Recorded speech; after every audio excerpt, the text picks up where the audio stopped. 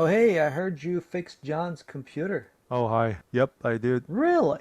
I actually told him to do a few things. I don't know if you did it or not, Uh, but this is what I was well, telling him. You don't know, do you? I bet you rebooted the computer, didn't you? Actually, so what I did was make sure that his Exchange server connection was properly set up, meaning that I had to go in and make sure that DHCP settings are set up in such a way that his IP address was allowed to connect to the DHCP3 server, including POP3 and SMTP server settings were also correct. This is very important if you want to connect to the Exchange server in order to have a functioning email. But besides that, I just kind of went into the CMD, make sure Right, that his right. No, yeah, and the makes DNS was sense. also Yeah. pointing into the right direction. This is all Uh-huh. related to DHCP, so I simply opened up CMD, just typed in ipconfig/all, see if all the DNS Yeah, servers were that's listed there, and right. make sure his IP Yep, address is I part gotcha. of our network range to make sure that everything is being routed correctly. Also, make sure his gateway was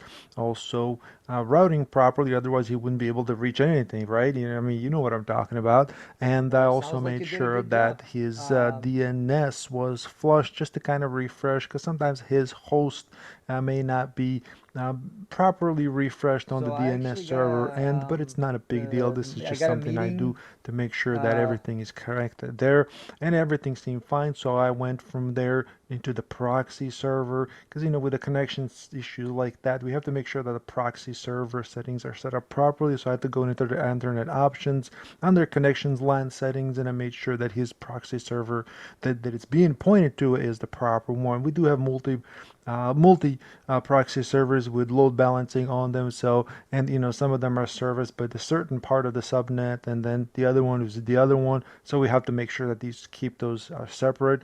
But I digress, and make sure that the main reason here was that the proxy server was not set up properly. So I just went in there, and it was a very simple thing to type in, make sure that it was pointing to the proper folder with this proxy settings, and it's really simple, as you know. And then I went in and I made changes properly and accordingly, which resolved the issue, of course.